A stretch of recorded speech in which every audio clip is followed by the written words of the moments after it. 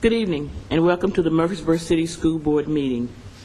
I would now ask that we please stand for the Pledge of Allegiance and a moment of silence.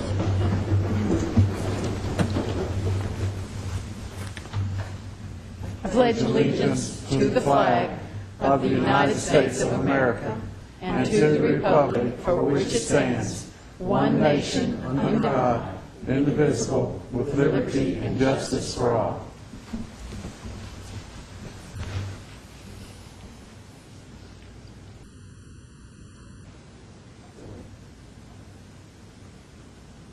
Thank you. You may be seated.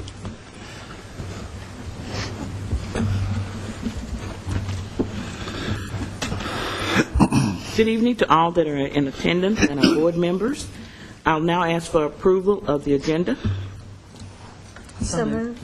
Thank you. Is there a second? Second. There's been a motion and a second. All in favor, sign of aye. Aye. Dr. Gilbert, Communications. Thank you. It's my pleasure to announce the BEP mini grant recipients. They are Tony Downs from Black Fox, Math Attack is the title. Felicia Jackson from Cason Lane, Chemistry is Cooking. Stacy Burt from Discovery School, Sign of the Times. Christy Mall from Discovery School, Up, Up, and Away. And Robin Newell from Mitchell Nelson Primary, Butterfly Buddies. So congratulations to those teachers and to that principal. Congratulations to Scales third grade teacher, Ms. Taisha Brooks. Ms. Brooks recently won in a contest, actually was nominated by a student. A student wrote an essay about her, and it was called My Favorite Teacher. This was by Barnes & Noble, and Ms. Brooks and the student both were honored at a reception at Barnes & Noble recently, and they move on. The teacher moves on to the national competition, so congratulations to Taisha Brooks. Teacher Appreciation Week is May the 2nd through the 6th. National Teacher Day is May the 3rd.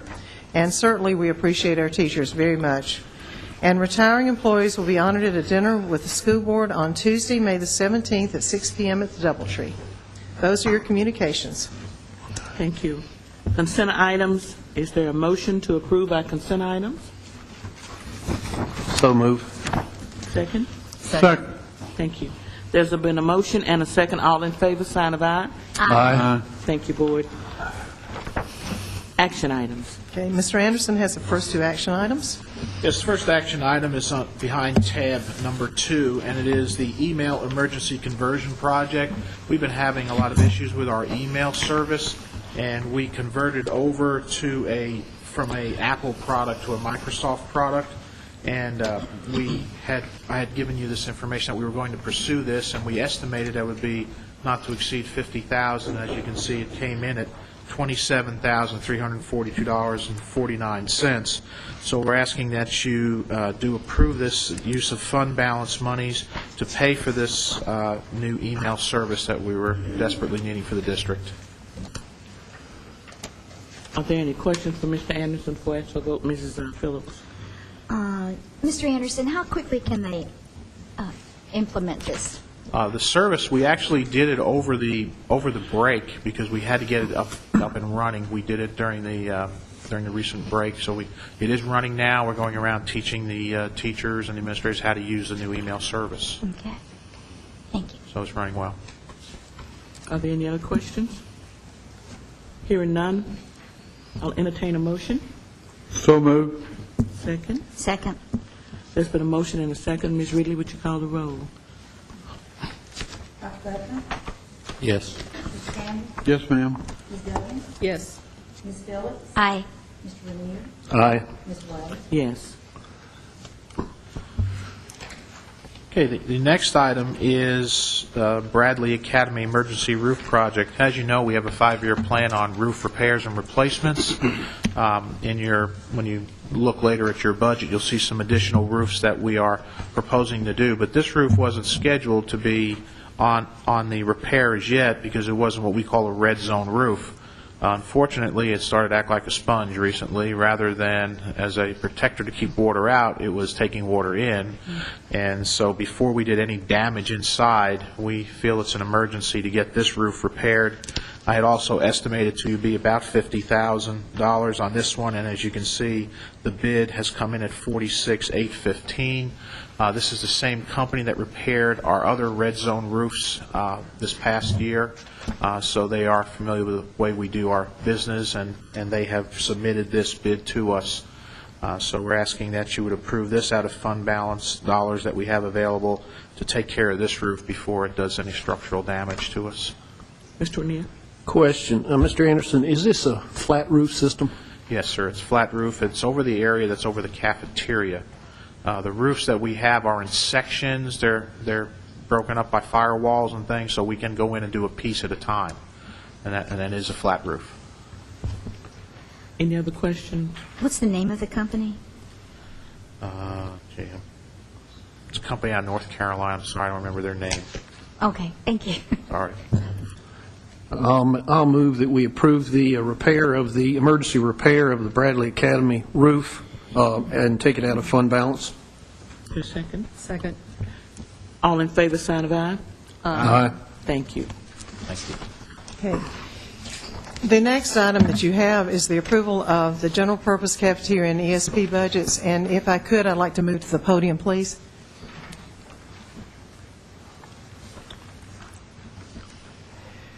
At your work session, we discussed some of the reasoning behind the budget, and I had been asked to share this and thought it might be helpful for the viewing audience. So this really is a reasoning behind what you will find in your budget, and it really talks about where we are as far as the school system. We have moved this last year from a real focus on teaching to a focus on learning. We're looking at student learning. So within your budget and within everything that happens in Murfreesboro City Schools, we're looking at the child. We've moved from isolation to collaborative teams. This is best seen in professional learning communities. We've moved from a focus on intentions to a focus on results. So we are looking very much at different data. We now are looking at school by school, kid by kid, and skill by skill. So what does each individual child need? And so you will see a shift in the budget. We have the unity now of the district, and you will see us really look at individual schools and making choices based on subgroups of children. This year we have focused on professional learning communities. We have formed into leadership teams. Those teams are meeting monthly, meeting with the principal. We also have looked at power standards and aligned them to the state. We are monitoring student learning now on a regular basis with formative assessments. And the three parameters that we have asked our principals to have regarding schedules, we have asked that teachers have time to teach, that they have time for collaboration, and that we also have time for intervention. We have looked at partnerships. As I told you last January, we would be looking at moving this district by professional learning communities and by partnerships. Education agencies, the Tennessee Technology Center, certainly what we have formed with our partner agency, Rutherford County Schools, and we'll be doing some professional development there. Governmental agencies, obviously the police department with a great program, Parks and Rec, and the partnership that we have there and the expansion of what we're doing with after school. Also Murfreesboro Housing, as you know, we will be starting a new facility, opening a new facility at Franklin Heights with the Learning Center there. Social services, our social workers and the work that has happened there, our faith-based organization with our mentors, business and industry with the BEP continues to be strong, our health agencies, Middle Tennessee Medical Center and the Health Department, and certainly MTSU and the various colleges there. This year we have seen unity in the district. I think our principals understand where we're going. We understand that it is about the child and it is about what we can do to facilitate student learning.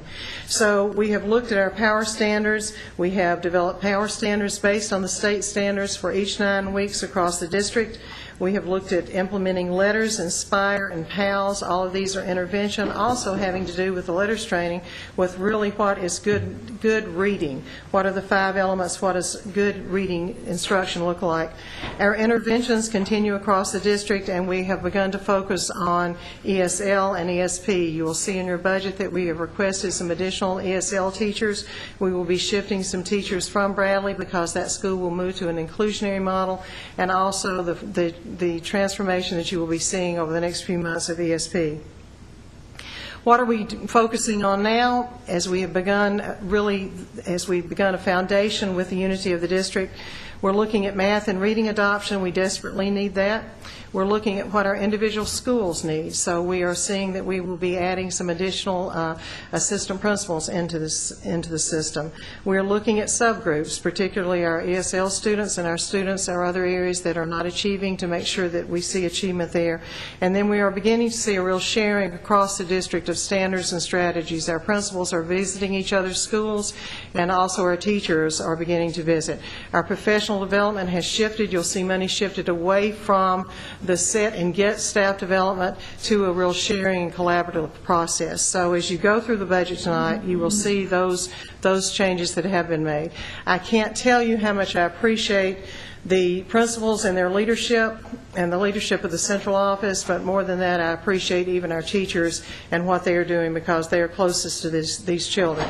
It's been a very tough year for them. We've asked them to make some changes. We've said, no, we're not going to tell you what to do, but we want you to work together to find what to do. And so I appreciate very much their leadership.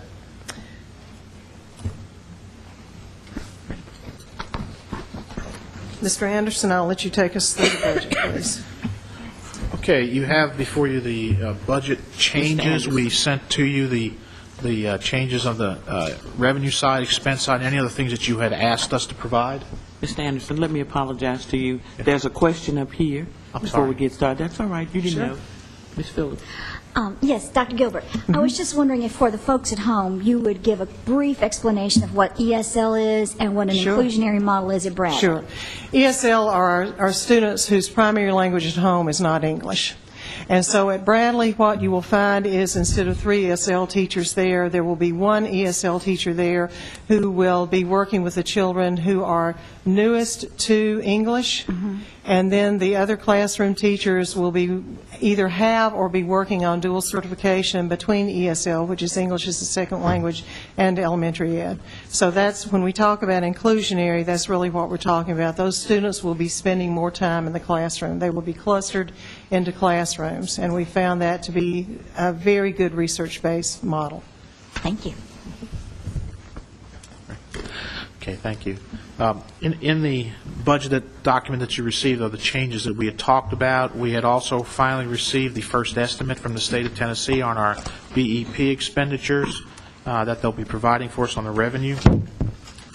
We have included in this a 1.6% raise. The overall additional revenues needed to fund this is 2.66% over last year, of which 1.6 is raises. We are going to use some fund balance dollars to balance the budget this year.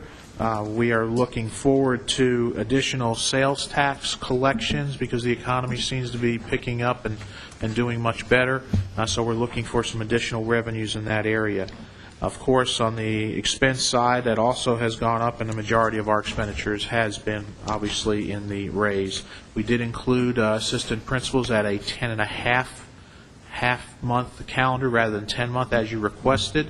That'll give them an extra 2 weeks a year to work in our schools. And we've done any of the other changes that we had talked about that was included into this. We had sent you the documents and sent you the updated information.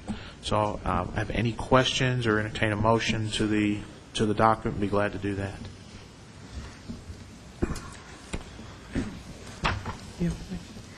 I just have a comment. I just would like to state for the folks at home that the board has met several times already reviewing and studying the budget as it was presented to us, so that this is not the first time we're hearing it tonight. And thank you so much for all your work on it. Ms. Bell, too. Thank you. Ms. White. Dr. Butler. Mr. Anderson, are the compensation ranges that are in the budget, are they part of the general purpose, the movement here? Yes, the compensation ranges, you got a revised sheet up, and they adjusted 1.6. Some of the positions in the budget, if they're not an hourly position, they're not on the step increase, they're in that. So some are federal, some are local. Well, I noticed that we have some that have moved, and they've moved up in ranges, which creates a significant increase in their salary, I would believe. How can we warrant or justify that for specific positions or employees when we're not really doing that for everyone. I think we have a couple in range 5 that were moved from range 6. We have one that was in 6 that moved from 7, and then it looks like we've had 2 that have moved down.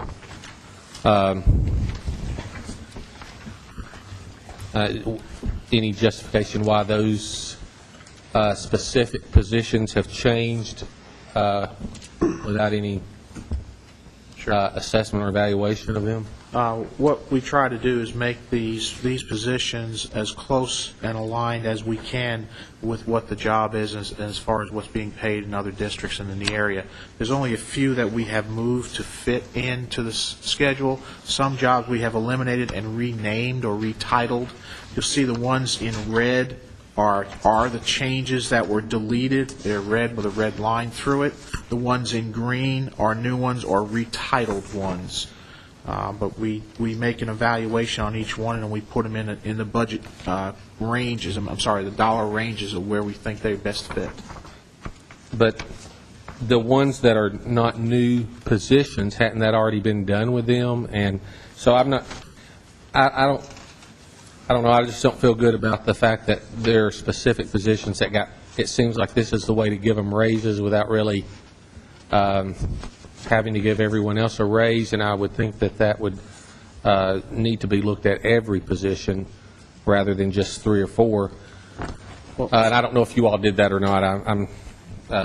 But I did notice that, and it looks like when you give 4 people in a central office this size significant raises through range changes, I would hope that there would be, a justification of every position rather than saying we compared on this day to this other system, because we could find any system anywhere in the southeast United States to match what we wanted, but that looks like pretty significant raises for certain folks, and I'm not sure if y'all had that as part of their evaluation and everyone got an opportunity to have their range adjusted or not. So some of the situations are when one range is someone's at the very top of a range, we have to move the range because if they get a raise or any kind of increase or change a position, it changes them to another category.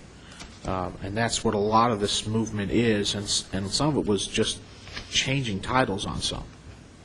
But I've tried to identify for you, if it shows it was moved from a range, then you'll see that information, and if not, it's just a change within the category of a title. Right. The title didn't affect the move from range to range, so in essence did not affect a change in budget or salary, correct? Only the ones that was said moved from range, a certain range, had an effect on the budget, right? Right. And pretty much every year we review this and make changes. There was one person that their salary had gone a few dollars over the top of the range, so we had to move them to the other range. So we do try to look at them every year. There were some last year as well that were highlighted.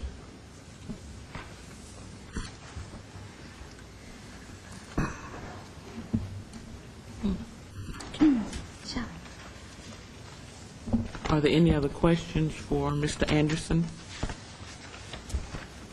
Mr. Renier? This may be a combination question between Mr. Anderson and Dr. Gilbert.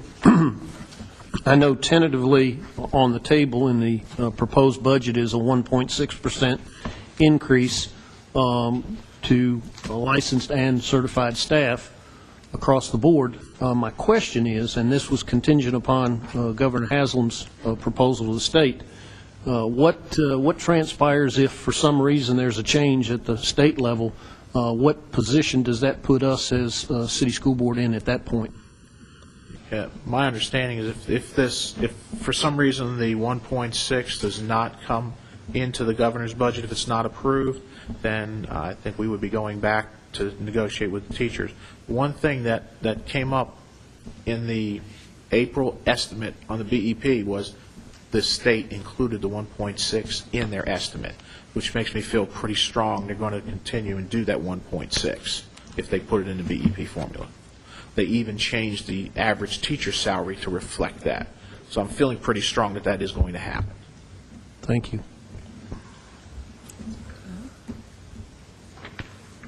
If there's nothing else, we'll entertain a motion.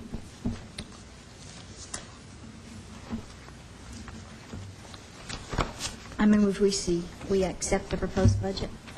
Is there a second? Second. There's been a motion and a second. Ms. Ridley?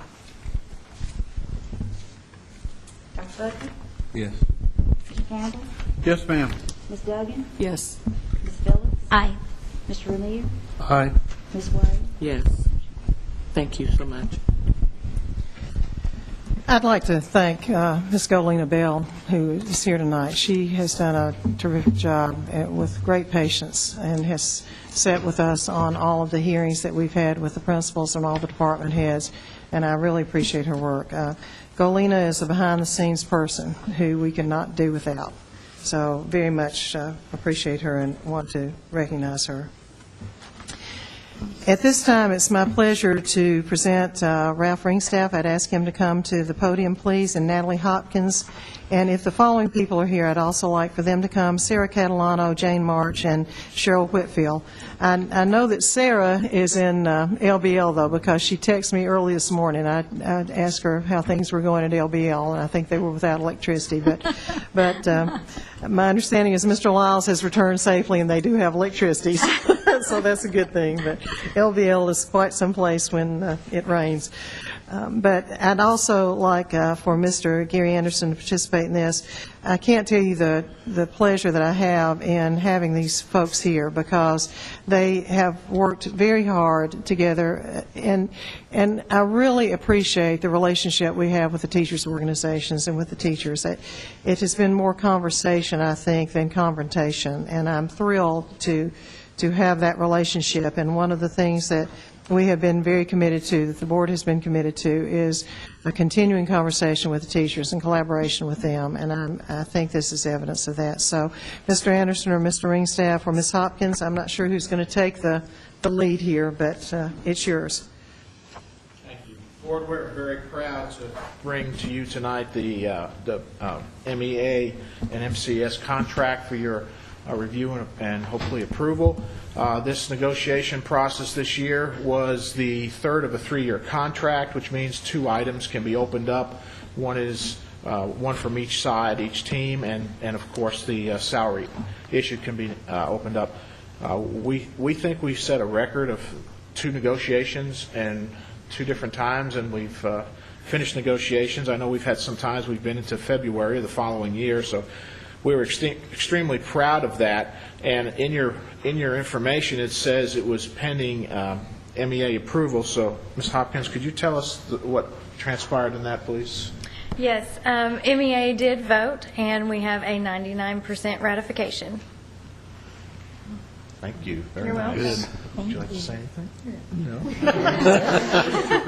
No?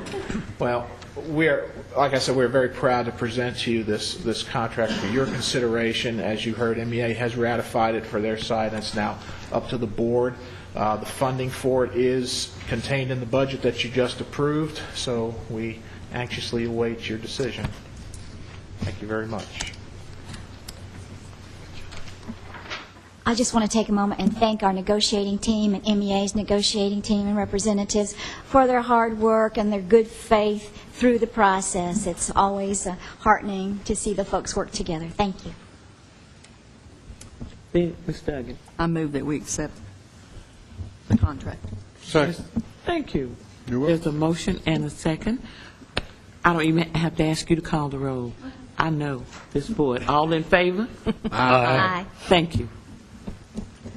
And again, Natalie, thank you so much, and Cheryl for being here tonight. Really appreciate that. Next, you have the approval of tenure recommendations, and you will find those behind tab 3. So we do need a vote on that, please. If there are no questions, I'll ask for a motion. Move for approval. Is there a second? Second. There's been a motion and a second. All in favor, sign of aye. Aye. Thank you. Ms. Wade, I'll let you handle F. Tab 4 is our approval of the Director of Schools Evaluation Guidelines. Board members, we've had a chance to look at it. Are there any questions or comments about this before we Ask for a vote. And Dr. Gilbert has had a chance to see it and was in agreement with it. I move we accept the guidelines as written. Is there a second? Second. Thank you. There's been a motion and a second. All in favor, sign of aye. Aye. Thank you so much. Next on your agenda, you have reports and information. Your personnel update is behind tab 5. And Mr. Anderson, I'll let you handle the revenue and also attendance. Behind tab 6 is your budget totals. Last year at this time, we were at $2,842,000 to the good. This year, we're a little over $3 million, so we are still on track. We're at the 75% time of the school year, so we're doing fine at this point right now. On our revenue picture, our revenues are being collected at the 79.7% rate, and last year at this time we were at 78.2. So as you can see, our increase in sales tax collection has helped that. We are finding our property tax basically is coming in flat, so the sales tax is what was really contributing to that. On the expenditure page, we're at 73.8% of expenditures, and last year we were at 71.1. There is an increase in that area, but we're still below the 75 percentage points, so we're in good shape on that one as well. Does anyone have any questions about your budget status at this time? Yes, Ms. Duggan. I don't have a question, but I have a request that once we know exactly what will be in the state budget, I really would like for you to once again have a session for our teachers to discuss budget, to go through it line by line like you did before. I think that's very helpful, and it helps everyone realize that it's a very open process. There are no hidden agendas, and this is where we are, and this is what we have. Yes, ma'am. Be proud to do that. I did discuss that with MEA and offered to do that for the association. Thank you. Thank you. Okay, the next is your enrollment numbers behind tab 7. We picked up 30 students during the month of March, which is good. It puts us 13 away from our number of where we had projected at 6890.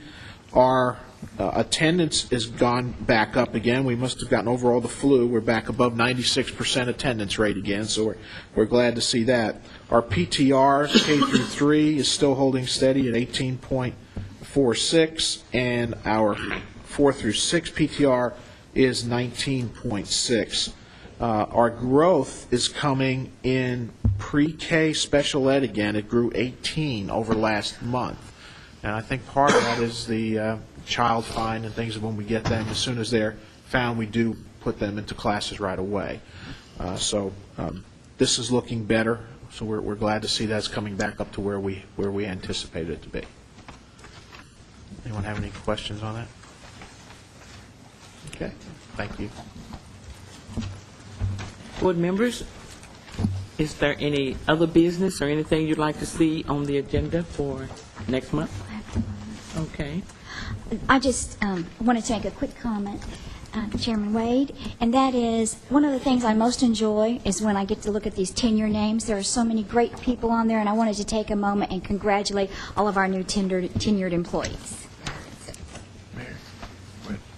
You have a question? Mr. Campbell. Mr. Anderson, any idea on how many employees took advantage of the incentive? Yes, sir.